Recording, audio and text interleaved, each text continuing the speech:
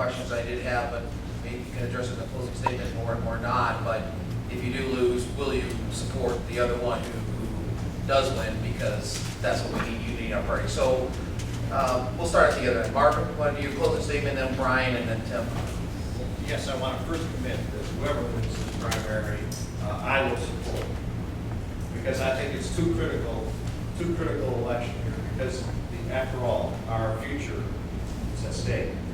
We are at a crossroads in this country. Are we to become a European welfare state, or are we going to go back to first principles, where the individual is preeminent, where we have an opportunity in this country to prosper? It's a country of opportunity, but we can't guarantee outcome.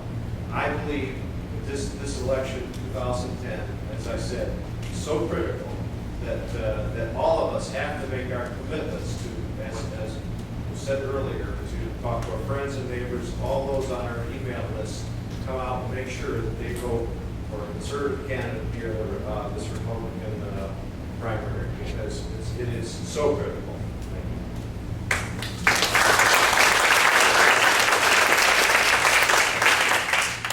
Yes, I not only support either Mark or Congressman Wahlberg, I will endorse them right away. I will advocate for them. If they want me to campaign for them, I campaign for them. And I will be the first one to write a check for me and my wife for their general election. I believe that much, not just in our country and this district, but the fact that we have 3 good people up here that can take the baton forward regardless of who it is.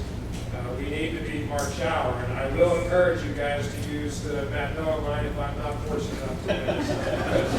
It's a good. I do believe that the country a couple years ago were hoping for change. They didn't get the change that they were hoping for. They still want hope and change, and we're here to advocate for that. I'm advocating for that. I still believe in this country. I won't buy into the notion that this country's on the decline. And we might as well accept that. The greatest generation's behind us. And we might as well become like Western social democracy. It's not working too well out for Greece and some of the other countries over there, is it? And we're heading headlong into that. I can tell you because I was with the young men and women over in Iraq, the 19, 18, 20-year-olds that supposedly aren't the greatest generation. Well, they're fighting the toughest war we've ever fought outside of Vietnam and some of the other wars we had against a diabolical enemy, and they're doing it just as good as any generation. So we do have hope. We have hope in our children, our grandchildren. We can take this country back and move it forward, and I want to be part of that. I'm asking for your vote on August 3rd.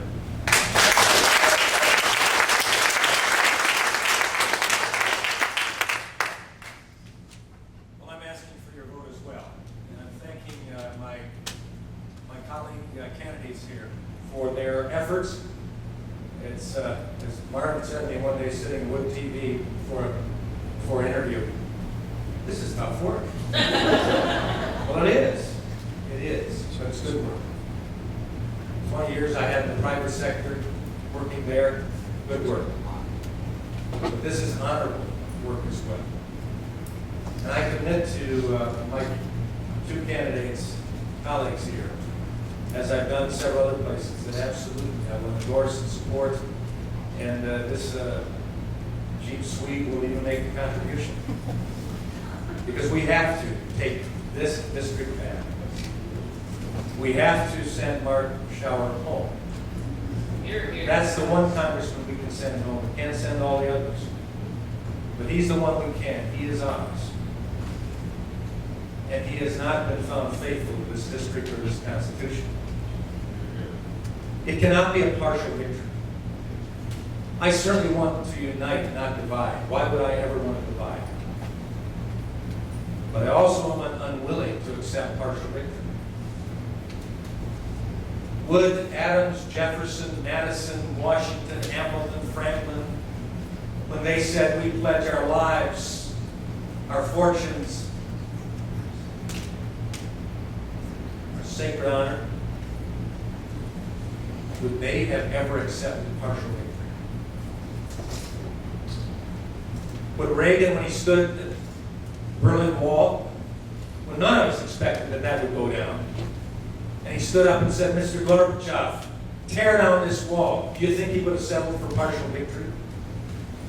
Well, I don't think the Tea Parties, and I don't think the 912ers, and I don't think the true conservatives in the Republican Party right now will settle for partial victory in August or in November. And I don't think we should settle for partial victory after the election happens. But that we will stay at the table as citizens, as patriots, as elected public servants, if any of us get that opportunity. And stand for the only victory that we will accept, and that's the restoration of the American dream, the American ideal, the American way of life, an America that we can hand to our grandkids equally as good as we've received. And if we were to hand it over to them now, it wouldn't be that way.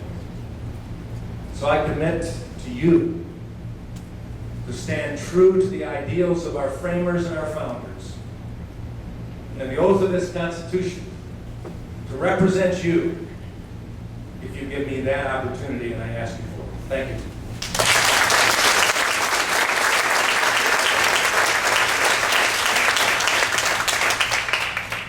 You're not cheap, you're conservative.